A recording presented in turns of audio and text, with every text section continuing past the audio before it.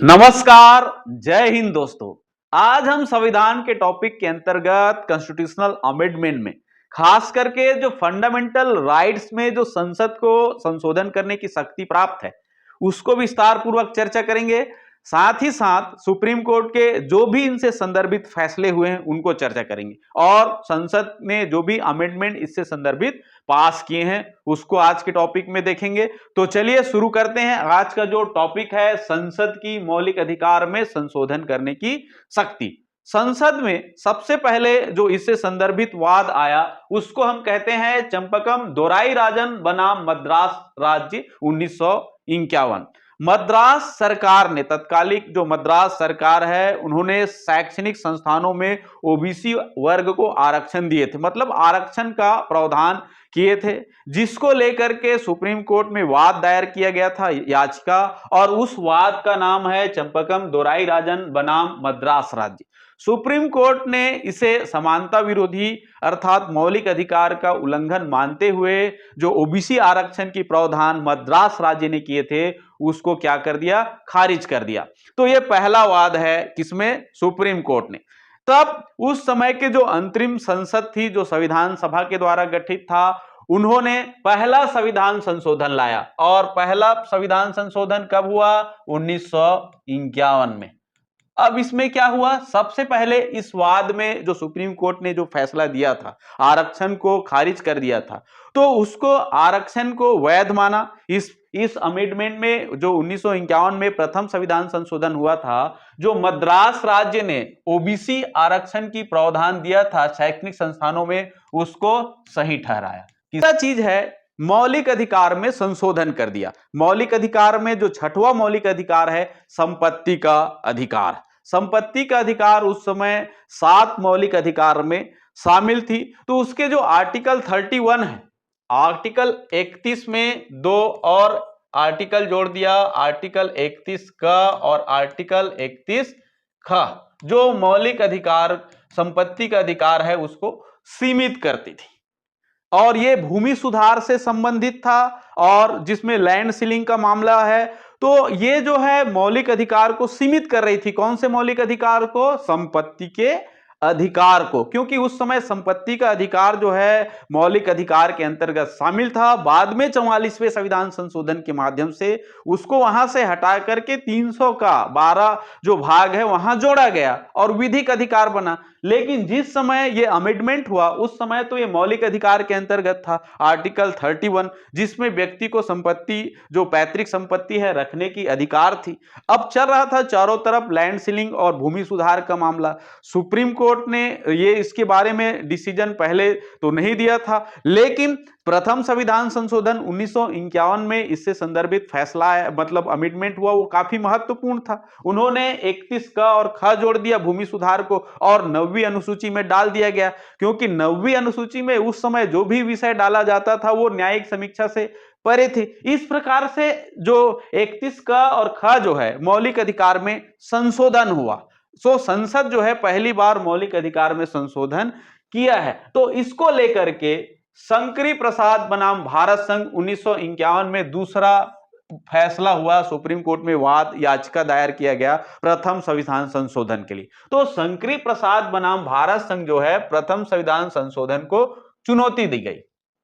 तो इस आधार पर जो सुप्रीम कोर्ट ने फैसला दिया कि अनुच्छेद 368 के तहत संसद को पावर है कि वो भाग 3 अर्थात मौलिक अधिकार में संशोधन कर सकती है और उसी के आधार पर इन्होंने क्या किया है, 31 क और ख को जोड़ा है, जो वैध है, वो सही है। जो संसद ने प्रथम संविधान संशोधन किया है और जिसके माध्यम से उन्होंने आर्टिकल 31 में संशोधन किया है, क और ख जोड़ करके, वो सही है, वो वैध है, ऐसा सुप्रीम कोर्ट जो है इस वाद के मामला में फैसला दिया है। तो शंकरी प्रसाद बनाम भारत संघ के मामला में सुप्रीम कोर्ट ने निर्णय दिया है कि आर्टिकल 368 के तहत संसद को पावर है कि वो संविधान संशोधन इस प्रकार के कर सकते हैं। इसके बाद गोलकनाथ बनाम पंजाब राज्य 1967 सुप्रीम कोर्ट में मामला दर्ज हुआ और इस संदर्भ में सुप्रीम कोर्ट ने अपने निर्णय को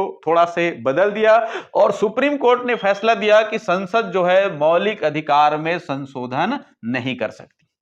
यह भी इंपॉर्टेंट फैसला था सुप्रीम कोर्ट का, गोलकनाथ बनाम पंजाब राज्य 1967। अब इसमें सुप्रीम कोर्ट ने अपनी फैसला को बदल दिया। समझ में आ रहा है? माननीय सुप्रीम कोर्ट ने अपना फैसला बदल दिया और साथ में भविष्य लक्षी निर्णय का सिद्धांत यहां पारित किया। उसके बाद 24वां संविधान संशोधन हुआ 1971 में, जो काफी इंपॉर्टेंट संविधान संशोधन में से एक था और इस संविधान संशोधन में संसद स्पष्ट कर दिया कि संसद मौलिक अधिकार को सहित संविधान के सभी भागों में संशोधन कर सकती है। यह इंपॉर्टेंट फैसला था कि केवल मौलिक अधिकार नहीं, अन्य भागों पर भी क्या कर सकती है, संशोधन कर सकती है और इसी संशोधन के द्वारा मौलिक अधिकार को संशोधन योग्य बनाया। 24वां संविधान संशोधन जो है बल मिला कि संसद जो है मौलिक अधिकार को संशोधित कर सकता है, अर्थात संसद की शक्ति, विधि बनाने की शक्ति में वैधानिक रूप से अभिवृद्धि हुई, मतलब उसका अधिकार और बढ़ गया। समझ में आ रहा है? उसके बाद 25वां संविधान संशोधन हुआ 1971 में। इसमें के माध्यम से संसद ने स्पष्ट कर दिया यदि संसद 39 ख और 39 ग को प्रभावी बनाने के लिए कोई भी कानून बनाती है तो उसे अनुच्छेद 14, 19 और 31 को असंगत करने के आधार पर शून्य घोषित नहीं किया जाएगा। जो डीपीएसपी का मामला है, आर्टिकल 39 ख और ग, हम इसको देख चुके हैं। इससे संदर्भित जो भी संसद कानून बनाता है प्रभावी बनाने के लिए डीपीएसपी के संदर्भित, तो उसको हम इस आधार पर खारिज नहीं कर सकते कि वो मौलिक अधिकार 14, 19 और 31 को क्या करता है, असंगत करता है, शून्य घोषित नहीं किया जा सकता। ये 25वां संविधान संशोधन 1971 में संसद ने जो संशोधन किया है उससे संदर्भित ये प्रावधान रखे गए हैं। इसके बाद एक वाद है जिसको हम कहते हैं केशवानंद भारती, ये प्रसिद्ध वाद है, केशवानंद भारती बनाम केरल राज्य 1973। इसके ऊपर अलग से एक वीडियो बनाएंगे। केशवानंद भारती जो है काफी विस्तार पूर्वक है और इससे संदर्भित सुप्रीम कोर्ट ने जो फैसले दिए हैं वो महत्वपूर्ण फैसले हैं, इसलिए केशवानंद भारती के ऊपर हम एक स्पेशल वीडियो या एक अलग से क्लास लेक्चर लेंगे।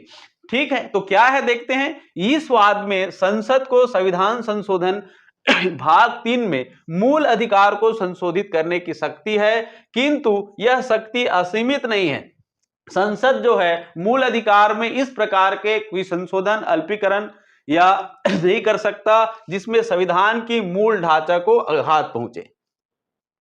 तो केशवानंद भारती के मामले में सुप्रीम कोर्ट ने फैसला दिया कि संसद जो है मूल अधिकार में क्या कर सकता है, संशोधन कर सकता है।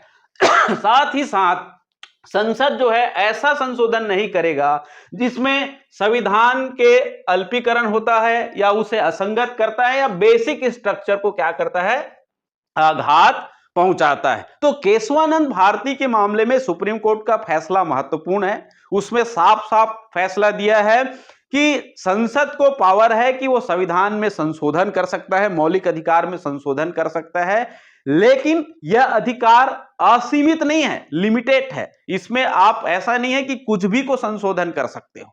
समझ में आ रहा है? उसके ऊपर लिमिटेशन लगाया गया है, वह असीमित अधिकार नहीं है। संसद जो है मूल अधिकार में इस प्रकार से संशोधन करेगी कि संविधान का किसी भाग का अल्पीकरण न करे और उसको विधि जो बना रहे वो असंगत ना हो, अर्थात संविधान के जो बेसिक स्ट्रक्चर है, मूल ढांचे को क्या नहीं करता हो, आघात ना पहुंचाए। समझ में आ रहा है? तो यह है केशवानंद भारती बनाम केरल राज्य का सुप्रीम कोर्ट की फैसला। इसके बाद देखते हैं 42वें संविधान संशोधन हुआ 1976 में। 42वां संविधान संशोधन तो बहुत इंपॉर्टेंट है क्योंकि ये एक लंबा प्रोसीजर है जिसमें बहुत सारे अनुच्छेदों के ऊपर क्या हुआ है, संविधान संशोधन हुआ है। इसलिए 42वां संविधान संशोधन को हम मिनी कॉन्स्टिट्यूशन के नाम से जानते हैं। तो आगे हम देखते हैं इसमें क्या फैसला हुआ है, क्या अमेंडमेंट हुआ है। तो इस संशोधन के माध्यम से यह व्यवस्था किया है कि संसद द्वारा किए गए संशोधन को किसी भी न्यायालय में प्रश्नगत नहीं किया जा सकता, अर्थात संसद जो भी विधि बनाएगी उसको लेकर के हम न्यायालय में चैलेंज नहीं कर सकते, न्यायिक समीक्षा के दायरे से परा है, ऐसा 42वां संविधान संशोधन कहता है। 42वां संविधान संशोधन ने संसद के जो संशोधन करने के जो पावर है उसको न्यायिक समीक्षा से बाहर कर दिया है। काफी इंपॉर्टेंट फैसला ये था 42वां संविधान संशोधन का अमेंडमेंट, जिसमें संसद जो है कोई भी विधि बनाता है वो रिव्यू नहीं किया जा सकता, न्यायालय में चैलेंज नहीं किया जा सकता। ये 42वां संविधान संशोधन। उसके बाद मिनर्वा मिल्स बनाम भारत संघ वाद 1980। इसमें यह कहा गया, इस निर्णय में यह निर्धारित किया गया कि संविधान के आधारभूत लक्ष्यों की रक्षा करने का अधिकार न्यायालय को है। न्यायालय संविधान के संरक्षक है, जैसे सुप्रीम कोर्ट को संविधान का संरक्षक मानते हैं। अगर संविधान में किसी भी असंगत करने वाला संसद कानून बनाता है तो वो न्यायिक समीक्षा के दायरे पर होना चाहिए, क्योंकि उसको संविधान का संरक्षक माना गया है। तो मिनर्वा मिल्स बनाम भारत संघ के मामला में 1900 में फैसला दिया कि आधारभूत लक्ष्यों की रक्षा करने का अधिकार किसको है? न्यायालय को है, और इसी आधार पर वह किसी भी संशोधन का पुनर्लोकन कर सकती है। मतलब संसद तो संविधान संशोधन का अधिकार है, वो कर सकते हैं, ये उनका राइट्स के अंतर्गत है। संसद को पावर है कि विधि बना सकता है, किसी भाग में संशोधित कर सकता है, लेकिन अल्पीकरण और आधारभूत ढांचा को ध्यान में रखते हुए। ये मतलब नहीं है कि कोई विधि बना दिया तो न्यायिक समीक्षा से परे है, ऐसा नहीं। तो उसका न्यायिक समीक्षा किया जा सकता है, ये मिनर्वा मिल्स बनाम भारत संघ 1980 के फैसले में। समझ में आ रहा है? तो मिनर्वा मिल्स जो वाद आया था सुप्रीम कोर्ट में, वो भी काफी इंपॉर्टेंट है, जिसमें यह कहा गया कि संसद को विधि बनाने का अधिकार है, बिल्कुल है, लेकिन उसकी समीक्षा का अधिकार किसको है? न्यायालय को है। ये इंपॉर्टेंट फैसला है। तो एक बार हम फिर से देखते हैं रिवाइज करके शॉर्ट में। संसद को मौलिक अधिकार का संशोधन करने की शक्ति, चंपकम दोराईराजन बनाम मद्रास संघ का जो वाद आया था 1951, ओबीसी आरक्षण को लेकर है, मद्रास सरकार के विरुद्ध फैसला सुप्रीम कोर्ट ने दिया था। माननीय सुप्रीम कोर्ट ने जो आरक्षण है उसको अवैध घोषित किया था, खारिज कर दिया था, जिसको लेकर के प्रथम संविधान संशोधन में सही ठहराया गया। प्रथम संविधान संशोधन में मौलिक अधिकार में संशोधन कर दिया गया। कौन सा मौलिक अधिकार में? संपत्ति के अधिकार में, और नया आर्टिकल 31 का और ख जोड़ दिया गया, जो मौलिक अधिकार को सीमित करने वाली बात थी। अब इसको लेकर के चैलेंज हुआ, शंकरी प्रसाद बनाम भारत संघ 1951, सुप्रीम कोर्ट में चैलेंज किया गया कि किस प्रकार से जो मौलिक अधिकार है उसमें संपत्ति का अधिकार है उसको क्या कर दिया गया है? संशोधित कर दिया गया है, सीमित कर दिया गया है। तो प्रथम संविधान संशोधन को चुनौती हुई, सुप्रीम कोर्ट ने इसके ऊपर निर्णय दिया कि संसद जो भी संविधान संशोधन करेगी 368 अनुच्छेद को लेकर के, वह क्या है? पावर के अंतर्गत है, वो कर सकती है, भाग 3 में भी संशोधित कर सकती है, मतलब मौलिक अधिकार में संशोधन करने की उसकी शक्ति है। इसके बाद सुप्रीम कोर्ट ने गोलकनाथ बनाम पंजाब राज्य में 1967 में फैसला दिया, जो थोड़ा सा विपरीत थी पहले के जो थे। माननीय सुप्रीम कोर्ट ने मौलिक अधिकार में संशोधन को लेकर के, संशोधन करने का अधिकार नहीं है संसद के, ये करके ये फैसला दिया जो भविष्य लक्ष्य निर्णय के सिद्धांत पर आधारित थी। उसके बाद 24वां अमेंडमेंट हुआ, जो काफी इंपॉर्टेंट है 1971 में, जिसमें साफ साफ संसद ने विधि बनाई और इस बात को कहा गया कि संसद को पावर है कि संविधान के किसी भी भाग को संशोधित कर सकता है, चाहे वो मौलिक अधिकार हो चाहे कहीं अन्य अधिकार हो। तो इस संविधान संशोधन के माध्यम से जो संसद की जो विधि बनाने की शक्ति है या मौलिक अधिकार को संशोधन करने की शक्ति है, पहले के तुलना में बढ़ हो गया और काफी क्या हो गया? स्पष्ट हो गया। उसके बाद 25वां संविधान संशोधन आया और इसमें और कहा गया कि 39 का और ख को प्रभावी बनाने के लिए संसद कोई भी कानून बनाती है उसको इस आधार पर शून्य घोषित नहीं किया जा सकता कि वो मौलिक अधिकार अनुच्छेद 14, 19 और 31 का क्या करता हो? उल्लंघन करता हो। आगे हम देखेंगे केशवानंद भारती बनाम केरल राज्य वाला फैसला 1973 में। इसमें स्पष्ट कहा कि संसद जो है मौलिक अधिकार में संशोधन कर सकती है, समझ में आ रहा है, लेकिन यह अधिकार असीमित है, मतलब वैसा नहीं कर सकता कि उसका मूल ढांचा क्या हो? आघात पहुंचे। संसद ऐसा संशोधन नहीं करेगी जो संविधान की मूल ढांचा को क्या करता हो? प्रभावित करता हो, बेसिक स्ट्रक्चर को। 42वां संविधान संशोधन हुआ जिसमें यह कहा कि संसद को संविधान संशोधन करने का पूरा पावर है और वो जो भी विधि बनाएगी वो न्यायिक समीक्षा के दायरे से बाहर है, उसका रिव्यू नहीं हो सकता। लेकिन मिनर्वा मिल्स मामला भारत संघ 1980 में फैसला फैसला आया कि न्यायालय को पावर है पूरा कि वो संविधान की समीक्षा कर सकता है, क्योंकि वो संविधान की रक्षक भी है। इसीलिए जो भी संसद अगर कानून बनाता है उसको न्यायिक पुनर्विलोकन के अंतर्गत लाना पड़ेगा। ये राइट्स होना चाहिए न्यायालय को, ये तो न्यायालय के अधिकार को सीमित नहीं किया जा सकता, क्योंकि हम संविधान के संरक्षक के रूप में